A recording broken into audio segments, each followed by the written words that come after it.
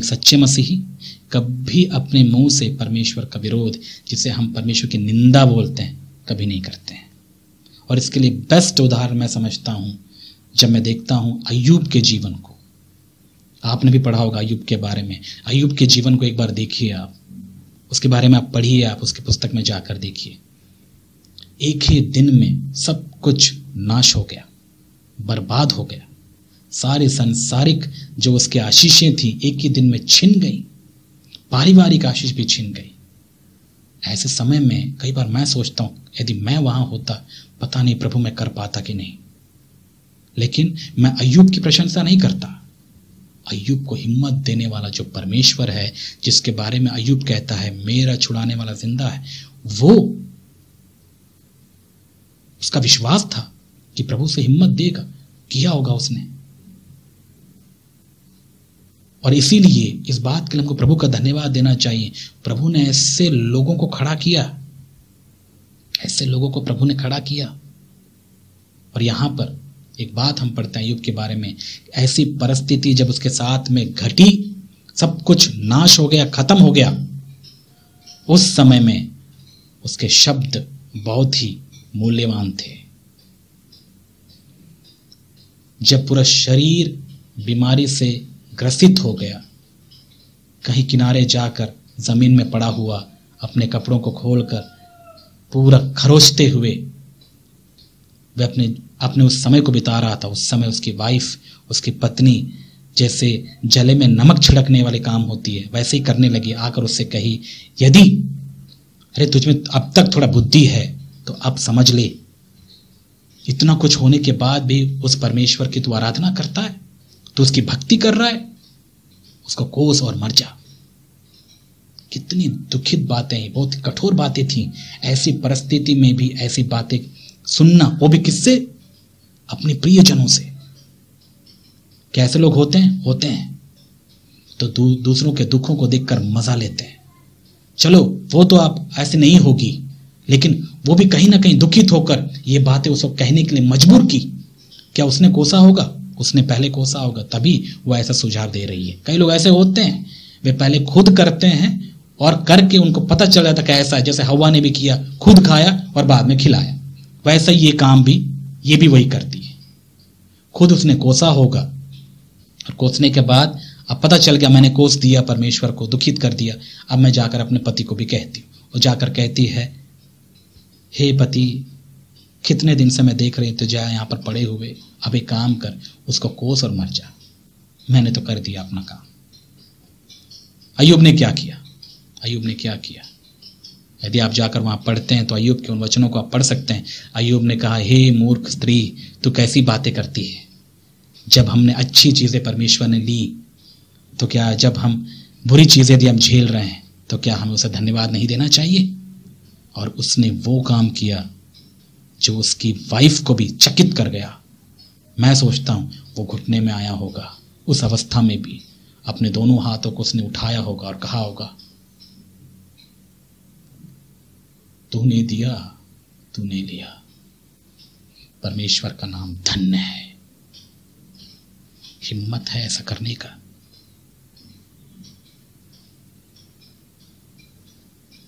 उसके शब्द परमेश्वर को भाग है। उस दुख में निकले हुए शब्द स्तुति के शब्द थे। जबकि लोग जब दुखित होते हैं, उनके मुंह से निकलने वाले जो शब्द होते हैं बहुत ही चुभने वाले शब्द होते हैं, बहुत ही कठोर शब्द होते हैं, दुखित करने वाले शब्द होते हैं। लेकिन ऐसी परिस्थिति में भी इस प्रभु के दास अय्यूब के मुख से प्रभु की स्तुति के शब्द निकलते हैं। ये है उदाहरण मेरे प्यारे भाई, ये है सच्ची मसीहियत। और बहुत सारे उदाहरण आप देखेंगे। यूसुफ के बारे में देखिए, जब वो जेल में था, आपको लगता है कि वो परमेश्वर के विरुद्ध बातें कह के प्रभु को कोसा होगा? बिल्कुल नहीं, क्योंकि परमेश्वर उसके साथ था। उसने कभी नहीं कोसा। उसने अपने हर एक मुसीबत में, हर एक परिस्थिति को प्रभु का धन्यवाद दिया उसमें। और यूसुफ ने ये नहीं कहा कि प्रभु तूने मेरे साथ ऐसा क्या किया, क्यों मैं यहां पर हूं आज? ऐसा मैंने क्या गलत कर दिया कि मेरे भाइयों ने मुझे इस परिस्थिति में लाकर धकेल दिया? अब मैं क्या करूं? आपने मेरे साथ ऐसा क्यों किया? क्या कभी उसने सवाल उठाया? एक बात बताइए मेरे प्यारे भाई और बहन, हम होते कौन हैं परमेश्वर को सवाल करने वाले? कई लोग बड़े चाव से, बड़े घमंड से परमेश्वर को सवाल करते हैं, प्रभु ऐसा क्यों? एक बात बताइए, आप कौन हैं? क्या हैं आप? हो कौन आप? क्या परमेश्वर को सवाल करूं? एक मिट्टी का बर्तन कभी सवाल नहीं करता उस कुम्हार से, तूने मुझे ऐसा क्यों बनाया? सवाल नहीं करता। वे लोग सवाल करते हैं जो कभी उसको मालिक नहीं समझते हैं, जो खुद को कुछ तोप समझते हैं। वे ही होते हैं जो परमेश्वर के विरुद्ध में सवाल करते हैं। याद रखिएगा, सवाल करना हमारा काम नहीं है। अब आप इसका गलत मतलब निकाल सकते हैं, मैं समझ सकता हूं। सवाल, मैं आपसे ये कहना चाहता हूं कि जो सवाल आप उठाते हैं परमेश्वर के प्रति, आप अपने संदेहों को क्लियर करिए, वैसे सवाल आप पूछिए। लेकिन जिस मतलब से मैं आपको समझा रहा हूं वो क्या है पता है? आप क्या कहना चाहते हैं? प्रभु ऐसा क्यों? ये घमंड से भरे हुए सवाल हैं और ऐसे सवाल अच्छे नहीं। समझ में आ रहा है? तो यूसुफ ने कभी भी परमेश्वर के विरुद्ध उसने बातें नहीं कही। ऐसे बहुत सारे उदाहरण हैं पुराने नियम में, जितने प्रभु के दास या प्रभु के लोग दुख में, तकलीफ में से होकर गए, वे कभी परमेश्वर के विरुद्ध में कभी कोई बात नहीं कही, कठोर शब्दों का इस्तेमाल नहीं किया। वे हमेशा इस बात से वाकिफ थे कि वो परमेश्वर है, मैं उसका सेवक हूं। नए नियम में भी आप कई उदाहरण पाते हैं। उदाहरण के तौर पर आप देखिए, पतरस और यूहन्ना को जब यीशु मसीह का नाम का प्रचार करने के लिए उन्हें दुखों का सामना करना पड़ा, जब उनको कोड़े खाने पड़े, तब उन्होंने क्या किया? वे खुशी से कोड़े खा लिए, लेकिन परमेश्वर को, यीशु मसीह को बिल्कुल भी दोष नहीं लगाए और ना ही उनके विरुद्ध में उन्होंने बातें करके कही, आपने ऐसी परिस्थिति हमारे जीवन में क्यों आने दी? मैंने कई मसीहों को देखा है, बहुत सवाल करते हैं, प्रभु ऐसा क्यों किया मेरे साथ, ये क्यों किया? गलती तुम खुद करोगे और किसको बोलोगे? परमेश्वर को। ये बातें अविश्वासियों को शोभा देती हैं, विश्वासियों को नहीं। अविश्वासियों के जीवन में कभी आपने देखा? शराब पीने के बाद अच्छे से पूरा जीवन भर शराब पीता है बंदा, पूरा जीवन भर, और मरने की हालत में जब बेड में खड़ा हो, बेड में आके पड़ जाता है, तब मेरे साथ ऐसा क्यों किया तुमने? परमेश्वर ने किया, परमेश्वर ने किया। अकल का घास चरने गई थी जब जवान थे और जब तुमको पता था कि तुम जहर पी रहे हो, जहर पी रहे हो, उस समय कहां थे आप? क्या देखने गए थे भाई? अड्डाओं को खोज रहे थे, कहां पर मुझे शराब मिलेगा? उस समय अकल नहीं आया, उस समय दो शब्द नहीं निकले, प्रभु मुझे छुटकारा दे। घमंड से चूर थे आप उस समय, अपने आप को ही तुम खुदा समझ रहे थे, इसलिए कभी उसको पूछा नहीं, कभी आपने उस पर विश्वास ही नहीं किया। और आज जब बेड में आने के बाद में क्या कहते हैं? तूने ऐसा क्यों किया? सारा दोष उसके ऊपर जाके हमने फेंक दिया। और हम किसको दोषी ठहराते हैं? उसको। ये बातें अविश्वासियों में शोभा देती हैं। अविश्वासी ऐसा करते हैं, वे स्वभाव से ही ऐसे हैं।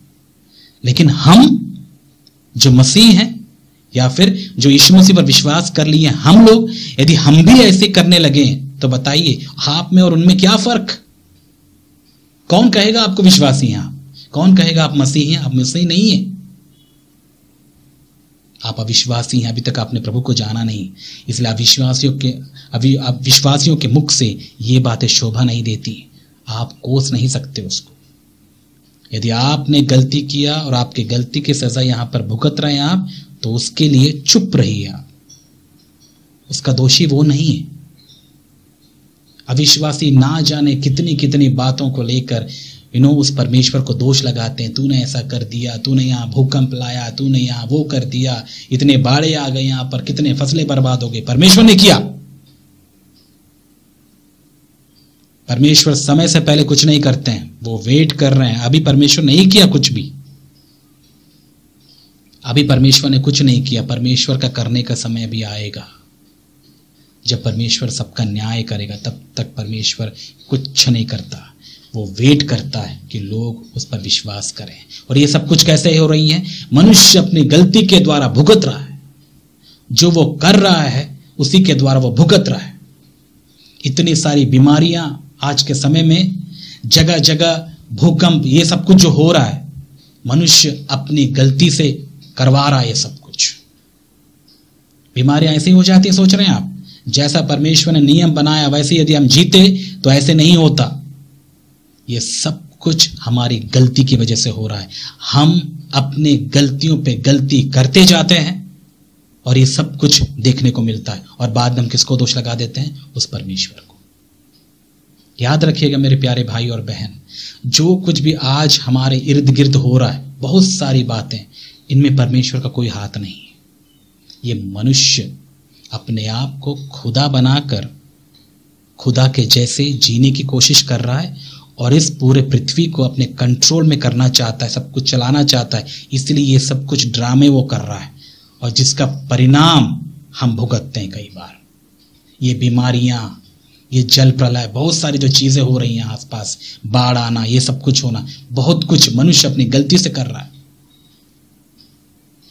समझ में आ रहा है? और मनुष्य इतना ज्यादा स्वार्थी और अपने शारीरिक सुख में वो जीवन जी रहा है, जिसकी वजह से ही हम इस पृथ्वी को नाश होते हुए देख रहे हैं। और इसका दोष किसको लगा देते हैं? अविश्वासी। बोलते हैं परमेश्वर ने किया, ठीक है, वो उनका हिसाब। लेकिन अविश्वासी ऐसा नहीं करते, विश्वासी ऐसा नहीं करते।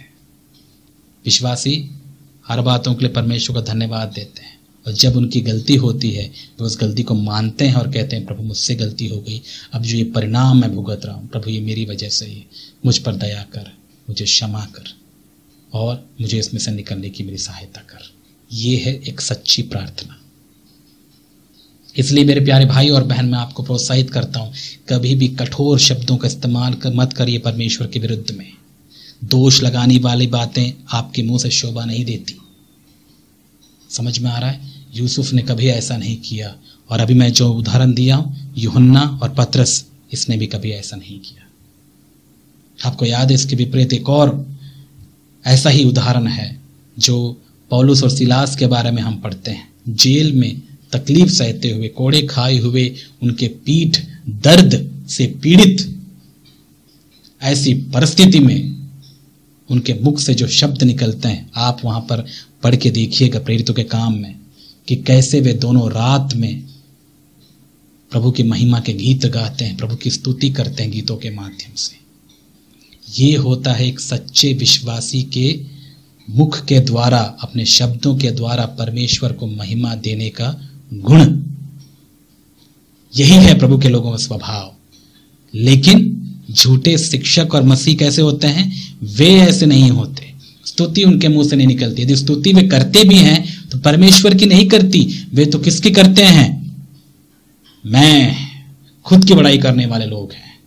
वे हमेशा यदि मुंह खोलेंगे तो अपनी बड़ाई करेंगे, मैं ऐसा हूं, मैं वैसी हूं, मैं ऐसा करता हूं, मैं वैसा करता हूं, मैं ये कर लेता हूं, वो कर लेता हूं, देखो मैं कैसा हूं। ये सारी बातें दुनियादारी की बातें हैं, दुनिया वालों को शोभा देती है, हमको नहीं देती है। प्रभु के लोग ऐसे नहीं होते। प्रभु बोलते हैं मैंने कुछ नहीं किया, उसने किया। मैं क्या हूं? मैं कौन हूं? और जो खुद करते हैं वे महिमा भी लेते हैं, लेकिन जो प्रभु को करने देते हैं वो महिमा प्रभु को देते हैं।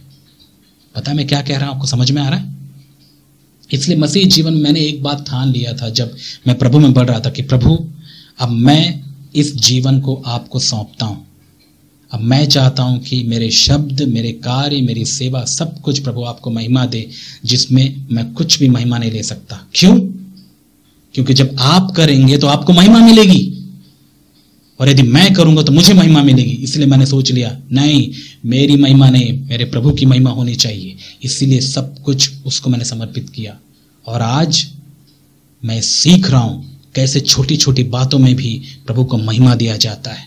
आप यदि नहीं करेंगे तो परमेश्वर करेगा। इसलिए उसको मौका दीजिए आप में से होकर करने का, तब परमेश्वर को महिमा मिलेगा।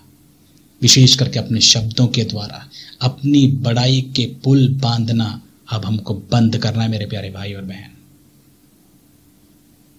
अपनी बड़ाई का मतलब मैं समझ रहे हैं मैं क्या कहना चाहता हूं। मैं यही नहीं कह रहा हूं कि आपके जीवन में परमेश्वर ने गवाही दी है, उस गवाही को ना बताओ, उसके बारे में बात नहीं कर रहा हूं। आप अपने स्वार्थी और संसारिक गुणों की बड़ाई कैसे कर सकते हैं?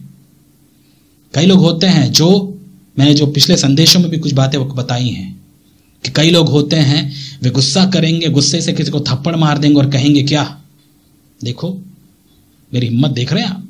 अरे हिम्मत में नहीं, वो हिम्मत नहीं है। शर्म से कहीं अपना मुंह छिपा लेना चाहिए आपको। ऐसी बातें कहते हुए वो गलत है। कैसे आपने घमंड किया? ऐसी बड़ाई की बातें कई लोग अपनी स्तुति, अपनी प्रशंसा करवाते हैं, करते भी हैं। आपने कभी देखा है? यदि आप भी करते हैं मेरे प्यारे भाई और बहन, सावधान हो जाइए, छुटकारा पाइए आप इन चीजों से भी। समझ में आ रहा है? तो ये जो झूठे शिक्षक और मसीही थे, कुछ ऐसा ही थे वे लोग। वे अपने शब्दों के द्वारा प्रभु की निंदा करते थे। वे अपने शब्दों के द्वारा परमेश्वर को महिमा नहीं देते थे, कठोर शब्दों का इस्तेमाल करते थे।